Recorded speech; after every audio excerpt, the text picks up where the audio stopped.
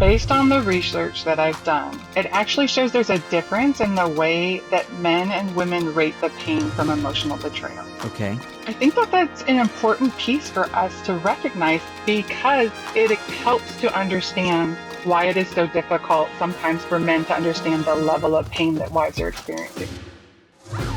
If betrayal trauma has touched your life, you're not alone and healing is possible. This is Betrayal Recovery Radio, the official podcast of the Association of Partners of Sex Addict Trauma Specialists. I'm Dr. Jake Porter, and each week we explore the science, soul, and stories of transformation after betrayal. This podcast is for betrayed partners, for those who've caused harm, and for the professionals walking with them through the healing. Because even in the ashes of betrayal, something beautiful, something strong, something triumphant can rise.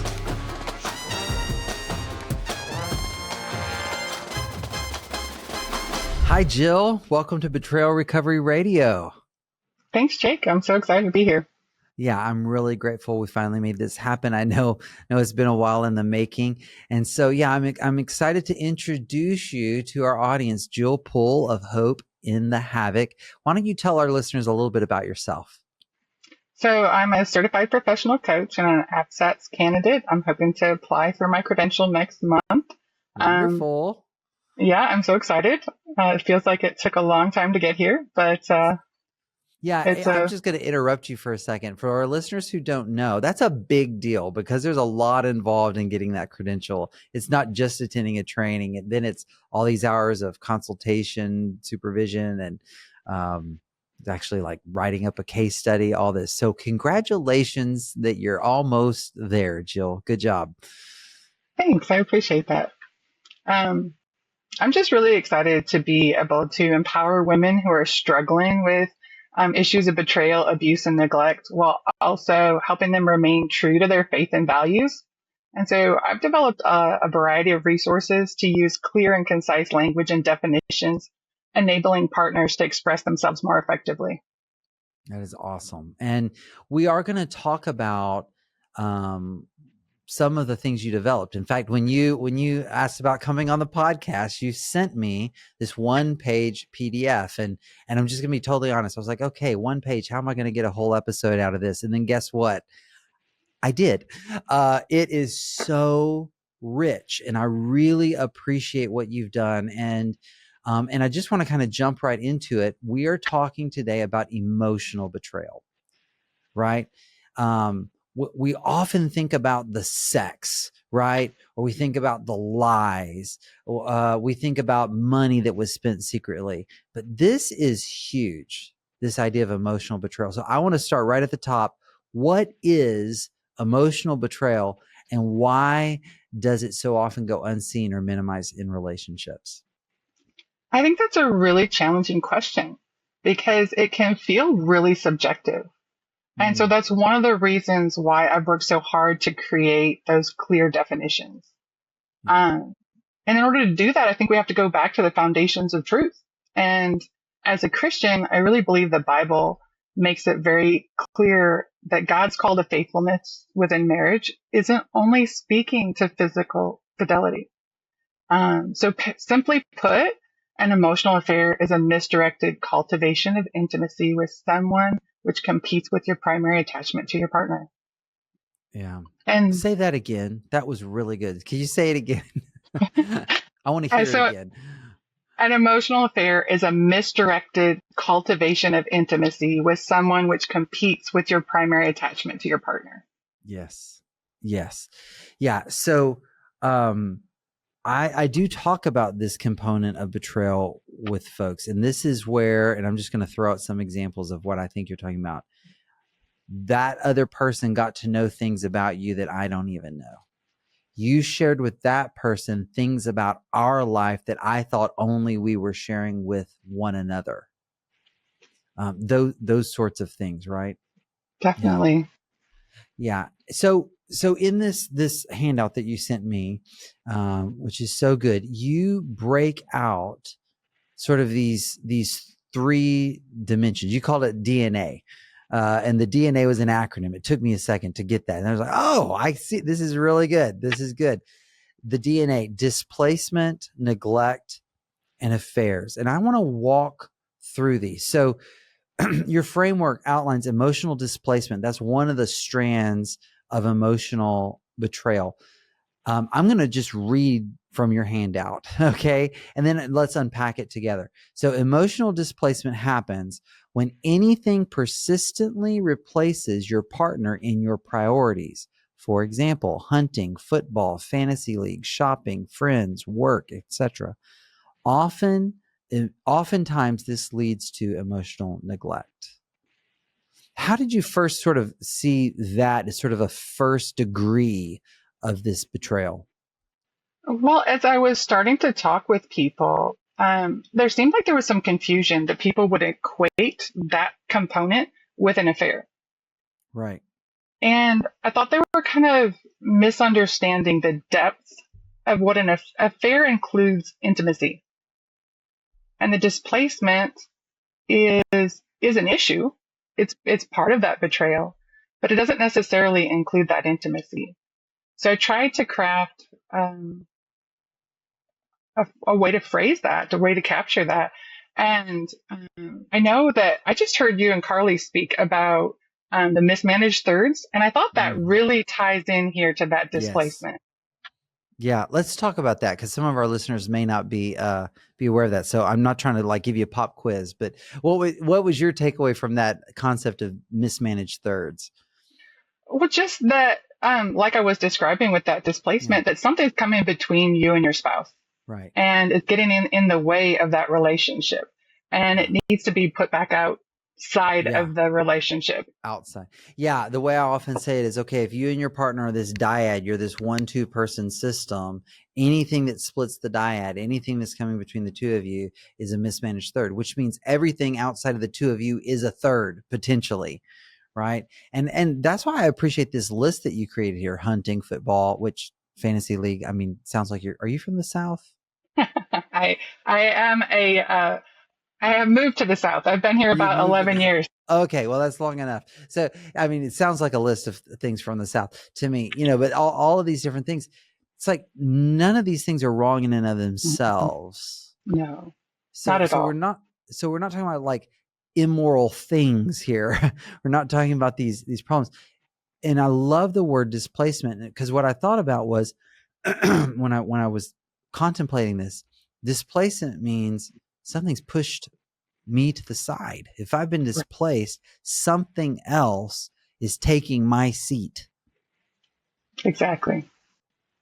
And so often with betrayed partners, that attachment wound, or one of the attachment wounds that is so painful in this process, is feeling not chosen, not prioritized, not cherished over other people or things, like you're saying here, whether it's hobbies or activities or Right. Exactly. That is such a painful component of not yeah, feeling chosen. right. Right. So,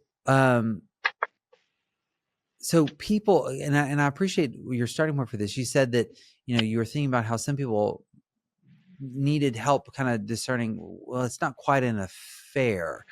So, but I want to not minimize the impact of this. So even if there's not a full-on affair going on, can you talk about how betrayed partners often feel as an impact of being displaced?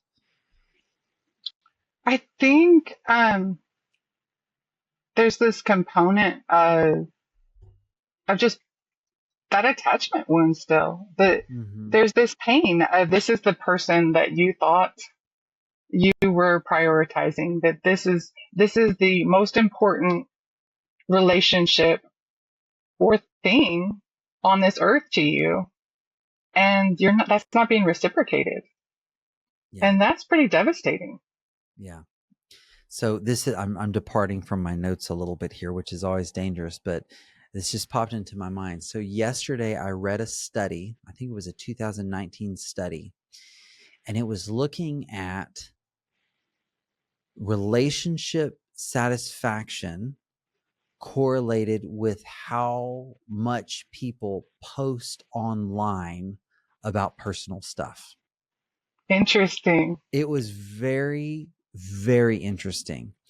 And And what the study found, it was a well-designed study, because I'm always skeptical, is this a good study or not? I think it was a well-designed study. And what it showed is that when someone in a coupleship, in a relationship, post really personal stuff online for everyone to see, that is associated with lower relationship satisfaction. Versus people who keep the personal stuff to a smaller group, a more select group of people, there's much higher relational satisfaction. And I've almost like, that's what's coming up for me here, because I'm supposed to be that person. Like and I've heard this from couples I've worked with. I find out more about you from your Facebook posts than our conversations at the dinner table. Would that, in your mind, would that be a form of maybe displacement, emotional I think displacement? so. Yeah. I think so. Yeah. Okay. Sorry. That just popped in my mind, probably because I just read that journal article yesterday. Okay. So, the N in your DNA acronym is neglect. So, and I'm going to read from your handout. Emotional neglect is the intentional or unintentional withholding of support, care, and love. Sustained emotional neglect is a form of abandonment. How does chronic neglect damage that attachment and trust? I know that sounds like a silly question, but I just want to spend some time unpacking that for people. I think that person that you thought you could rely on and trust is just gone when you have needs and you have that desire for connection, and it's just, there's nothing there. And there just leaves a big hole and an emptiness. Yeah. Absolutely. And you put here intentional or unintentional. Talk about that. Well, again, that kind of goes back to my own experience. Okay. And when I tried to call things out, there was some pushback. People wanted there to be an intentionality. And I said, it doesn't have to be intentional that you're neglecting me. The result is the same, regardless of what your intentions are. And so I wanted to make that really clear, that it may not be a conscious choice. I mean, we know in addiction and compulsive behaviors that isn't always a rational decision. Right. Yeah. So I wanted to take that piece out, because if as a betrayed wife, I need to prove what your intentions are, that makes it really difficult. Right. Absolutely. Yeah, I think that's huge. And that's something that I'm often saying to betraying partners is, how can they know your heart? They can't know your heart. We don't even know our own hearts some of the times, right? Our actions have consequences. There's an effect that we have, whether it's intentional or not, and we're responsible regardless of our intention. And I do think that there's a difference, though, and I'm curious what you would think about this. I think there is a bit of a difference how I would treat someone or coach or counsel someone, depending on whether it was intentional or not. I would agree with you there. Yeah, for sure. There is a different component if you are intentionally shutting those things down. Yeah. Well, hello there, listeners. Thank you so much for joining us for this podcast. As you know, this is the official podcast of the Association of Partners of Sex Addict Trauma Specialists. This is an incredible nonprofit that has lots of things going on to fulfill its mission to educate and empower betrayed partners. So let me just let you know a few of these things very briefly. You can find out more about all these things I'm about to mention at apsats.org. On Friday, August the 1st, from 12 to 1 p.m., there is a 1-hour continuing education event by Casey Allison, an APSATS certified coach.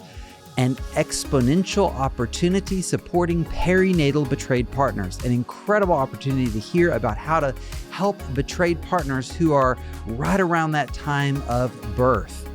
Also, on September the 5th, another Friday, another 1 hour opportunity. Jessica Edens will teach how to start and facilitate a successful partners group. Jessica is a board member at APSATS and is also presenting later in the month, beginning September 11th, Betrayed Families, Support for Children and Families Training. This takes place over a few weeks live via Zoom. On Monday, September 22nd, very exciting, that week, the 22nd through the 25th, live online via Zoom, time for people in Australia, New Zealand, Singapore, over there, that part of the world, our foundational training, the multidimensional partner trauma model training. If you have not taken this training and you work with betrayal trauma, you need to get in on this, and especially if you're around that part of the world where this will be during your daylight hours. However, if that's not going to work for you, also very exciting, for the first time in several years, there will be an in-person opportunity to take the multidimensional partner trauma model training. That will be October 22nd through October 25th in person in Seattle, Washington. Find out more about all of these events at apsats.org.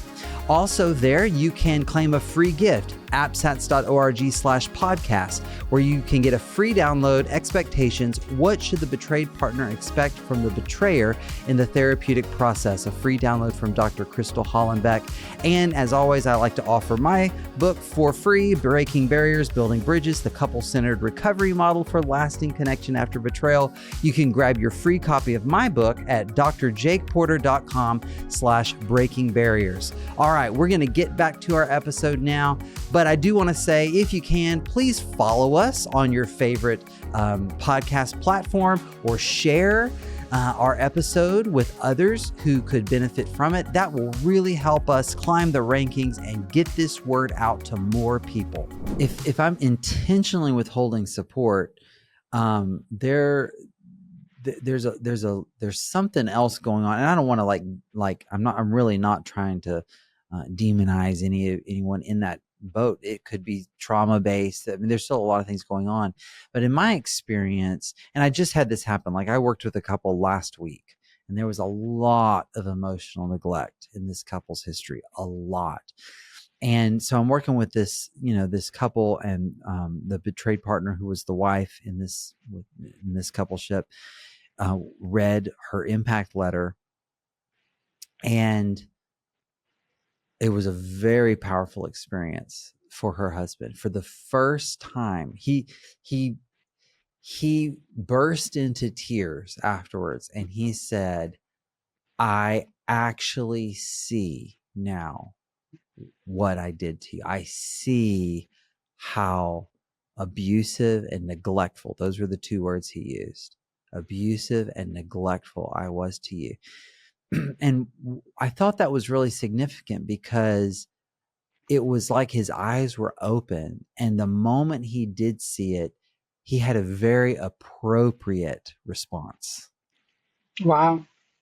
That's really, yeah, go ahead. I was just going to say, that's really amazing. And when we get to see that transformation, when the light comes on. Yes. And it's powerful, and it's painful. Yeah. But it's also so impactful. It is. It's so impactful. And I believe, I'm hopeful that it's going to serve now as like a motivation for him, a motivation for him to continue on a course of recovery and change and growth and healing, not just for himself, but for his relationship and for his wife. But I have had these other moments where, guys, they admit, no, I know this is wrong. I know I need to do that. But nothing changes. And I have some ideas about what might be going on there. I'm curious if you have any thoughts about that, or maybe not about what might be happening with the betraying partner there, but what you might say to the betrayed partner in such a situation? I think it's really tough. Um, Speaking to the betrayed partner would remind her that we can't control his actions, and that's not on us. It doesn't change the truth of the situation, whether or not he can fully embrace that or not. I think in those situations, a betrayed partner really needs to be validated. Um, Yeah. that their pain is real, and that um, his perception of that doesn't change it. Mm, yeah. And I want to give a little bit of hope as well for anyone who finds themselves in this situation, because there's a lot of potential things that are going on. Sometimes people are, you know, um, sociopathic. I mean, sometimes people have antisocial traits and tendencies. Those folks are out there. People who have a characterologically more abusive um, nature to them, and in those situations, that's a very different thing than these others where, I have a program, an online coaching program for couples called Choose Connection Academy, and Pam Blizzard, who I think um, she works with me in the program, and she is our director of couples care, and she's met with over like, I don't know, 300 or 400 couples now, Uh, about being a part of the program. And she told me, she said, so many of the betraying partners say they really want to meet their partner's emotional needs, and they just don't know how. yeah, So they know that the neglect is there, but they are just waiting for someone to show them how to do it. yeah. I found that Yeah. to be really true myself, and I think that that's one of the beautiful aspects of getting into a group for the betrayer. Yes. Thank you. Say more about that. Please. That's something. Anytime we can preach that message, I want to do it. So can you help unpack that? If someone's listening, they're like, why do I need to get into a group for that? Can you connect I those think there's dots? something to be said about hearing other people's stories.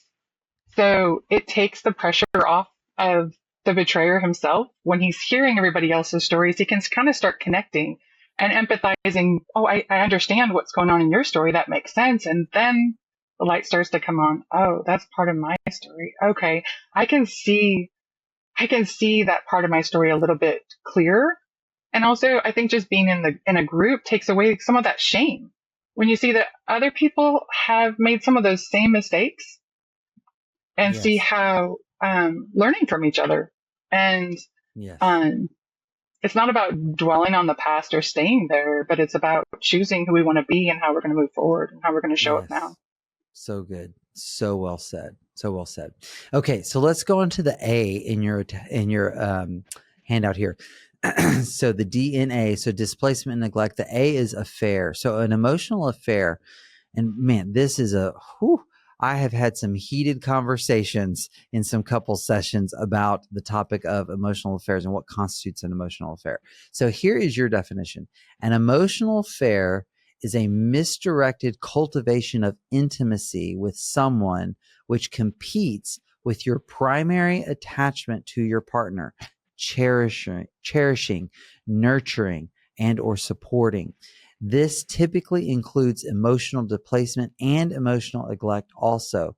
Within a marriage, this is a violation of your covenant and vows.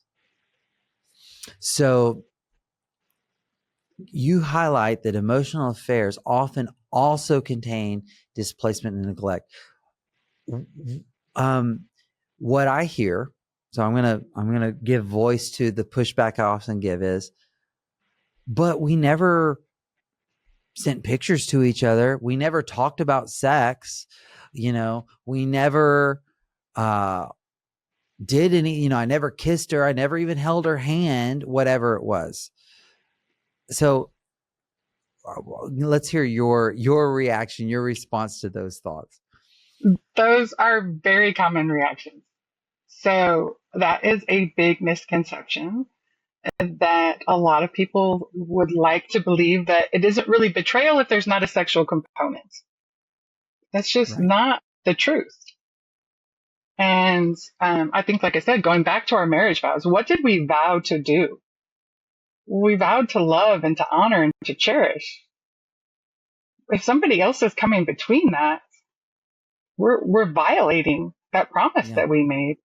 Yeah. I go ahead. The old school, the really old school traditional marriage vows have this additional phrase that often gets left out now: forsaking all others. When I Yes. officiate weddings, because I'd still do that occasionally, I always include that phrase, forsaking all others. I love that you still include that because it's so important. Yeah. It's part of it. It's when I choose you, I'm not choosing them. And then that doesn't mean we're a jerk to other people, right? But it's between the two of you, the decision's already been made. Yeah. So Yeah, go ahead. Go ahead. I do have a really interesting caveat. Okay. Based on the research that I've done, it actually shows there's a difference in the way that men and women rate the pain from emotional betrayal. Okay. And I think that that's an important piece for us to recognize because it helps to understand why it is so difficult sometimes for men to understand the level of pain that wives are experiencing. Okay. Wow. So when they talk to women, and it's been my experience as well, women rank emotional betrayal as no less painful than physical betrayal. And oftentimes women say that's actually the most painful part of their betrayal. That feels true to what I have heard from the folks I've worked with. Yeah. Wow. Yeah. But on the other side, men see sexual or physical betrayal as significantly more painful. And I think that might be part of the reason we have a hard time understanding the difference. That is a really helpful insight. Super helpful. And it does make a lot of sense to me. Just based on some of the things we know about gender differences and, how men and women process things. And wow. So let's talk about this cultivation of intimacy. I want to unpack it a little bit. Like, what's the line there?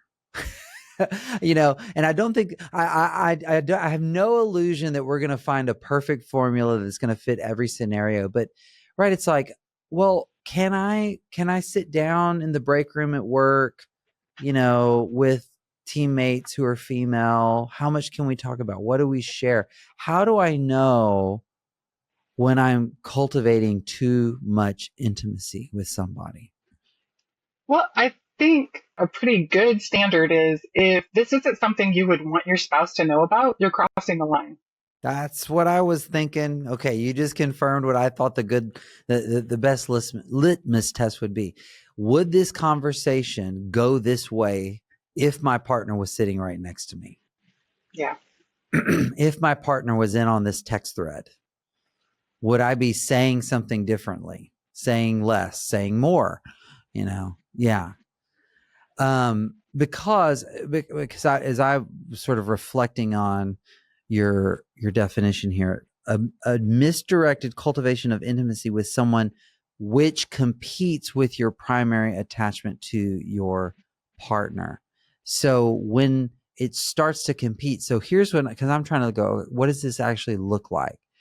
So when something happens in my life and I want to tell that person instead of my wife first, I want to share with that person more than I want to share with her. I want comfort from that person more than I want it from her. My wife needs support and this other person is needing support at the same time. Who do I offer it to in that moment? Exactly. Those are the sorts of kind of practical questions that are coming up for me in my mind around that.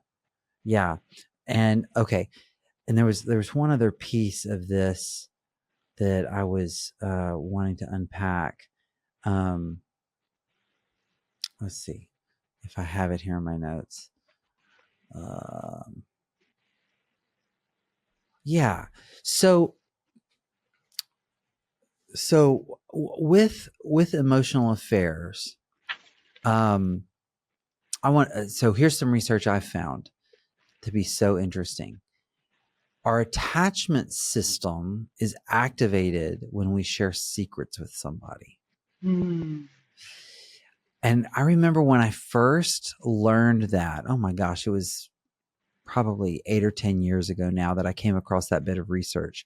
So when I share with someone else something that no one else or few other people know, it literally activates the biologically wired in attachment system.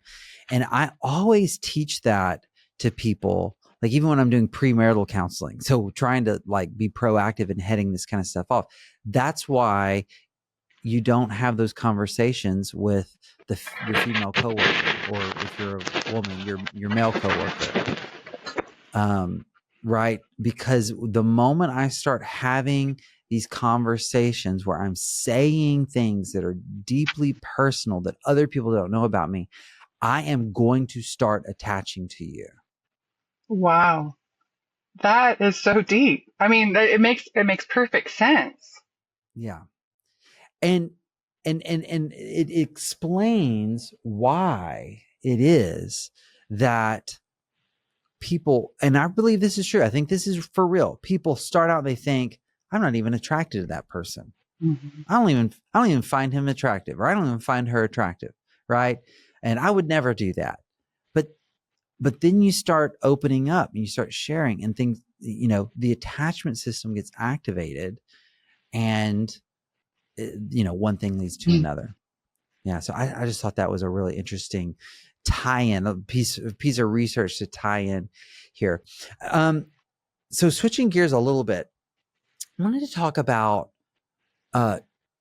trauma triggers. Okay. A little bit. And the nervous system of betrayed partners. And we know that betrayed partners experience these triggers that, take them back to the betrayal. And I'm wanting to unpack with you, and I want to admit, I don't even have a full on answer to this developed, but I thought it would be fun to explore with you. And maybe you have thought about this more than I have, but how does emotional betrayal trauma responses, how are those similar to the more, I hate to say obvious, but the more blatant, like physical infidelity or hidden addiction, that kind of, those forms of betrayal. I guess how does emotional betrayal lead to any sort of difference in triggers? I think the triggers are very similar, honestly. Okay. To think about it for a minute, if I'm honest.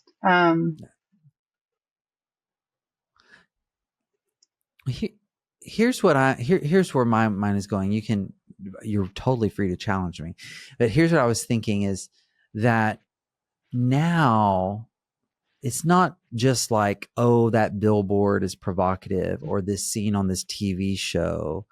It's not just even taking your phone into the bathroom, or, those sorts of things, but it's, you're nice to that woman at church.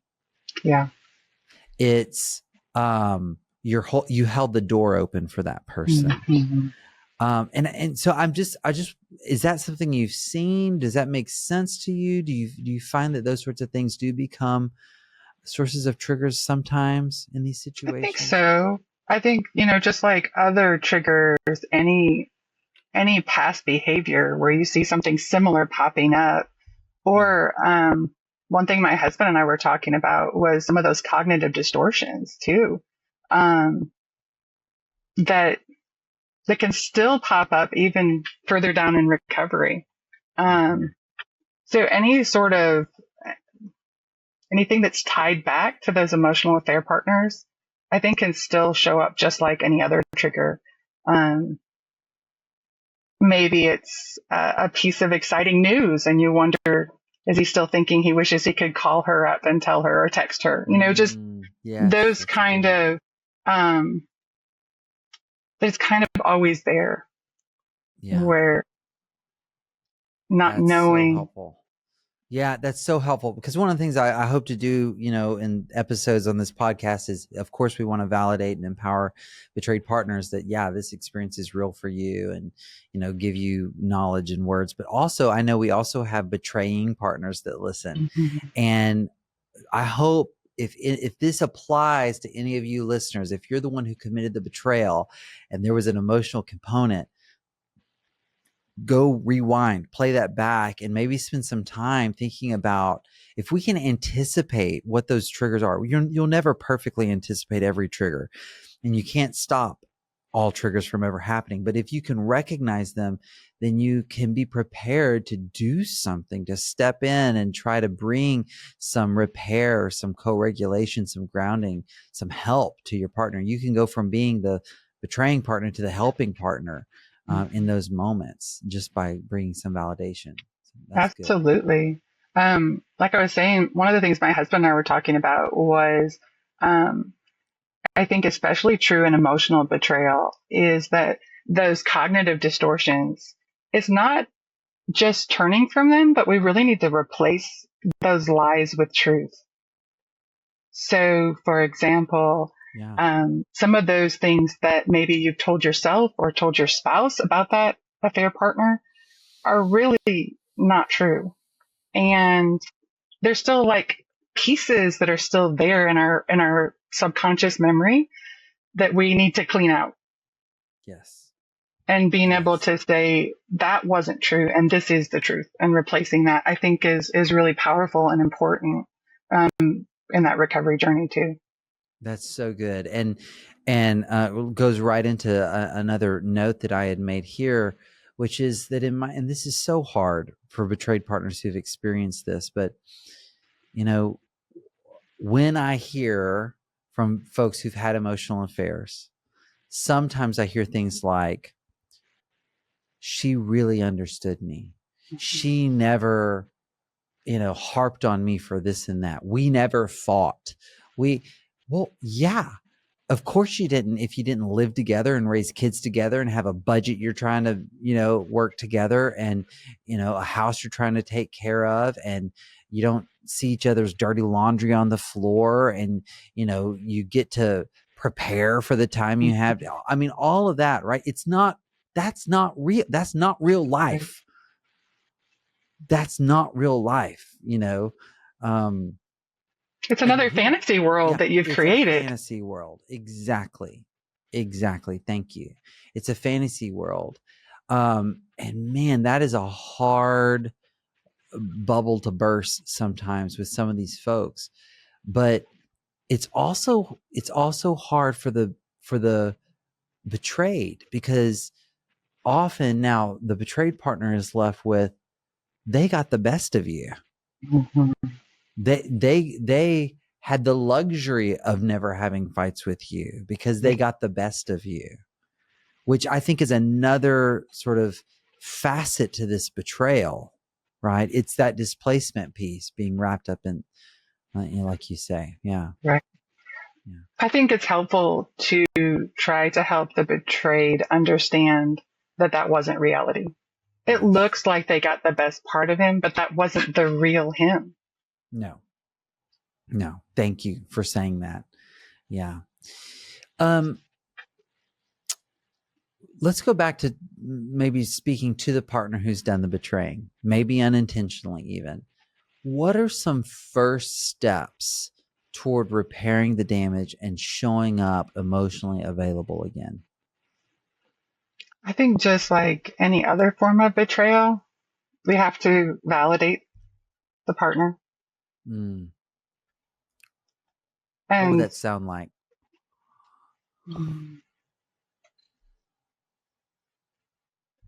I can see how much I hurt you. Mm. Yeah. Yeah, I can see it. It makes sense that you're so hurt that I told her things that I didn't tell you. Yeah. Yeah. Yeah. Thank you. I agree.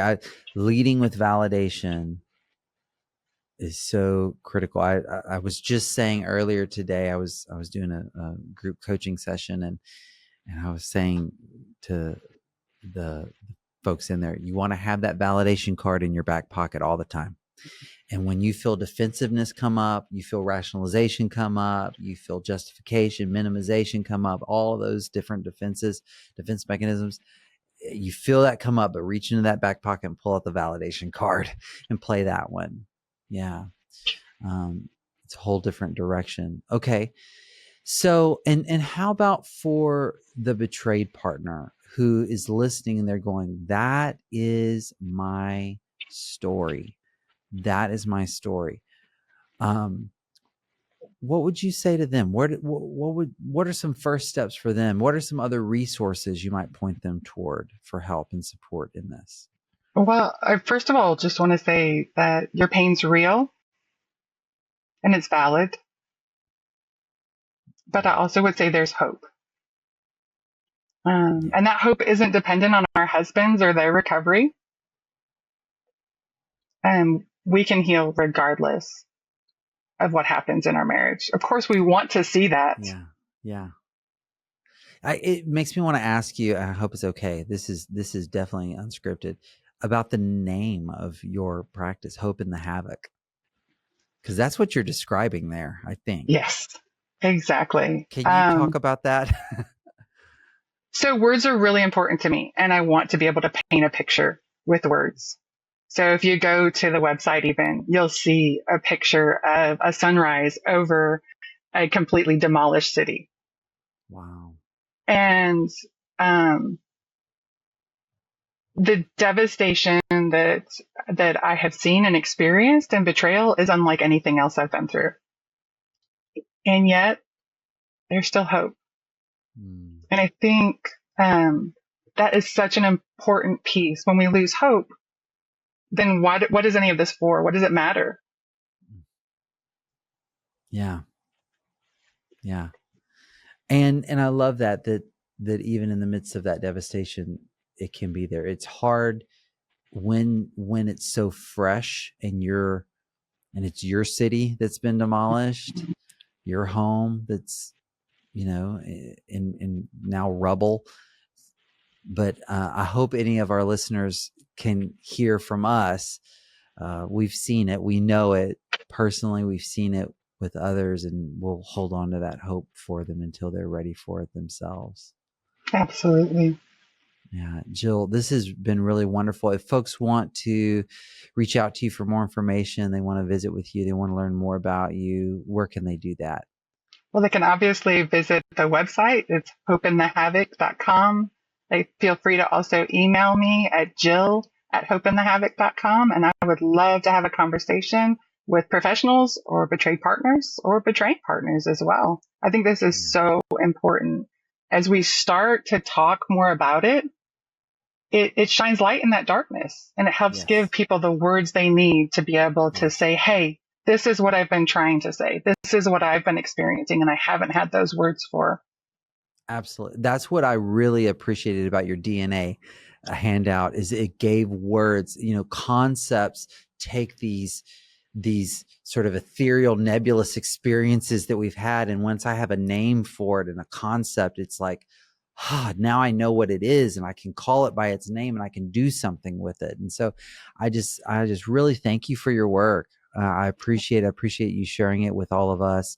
I hope people will reach out to you if this has touched them and they want to do more work around this. Jill, congratulations on almost reaching that finish line with your APSATS certification. I know that there's a lot more to come from you, and I hope you'll come back one day.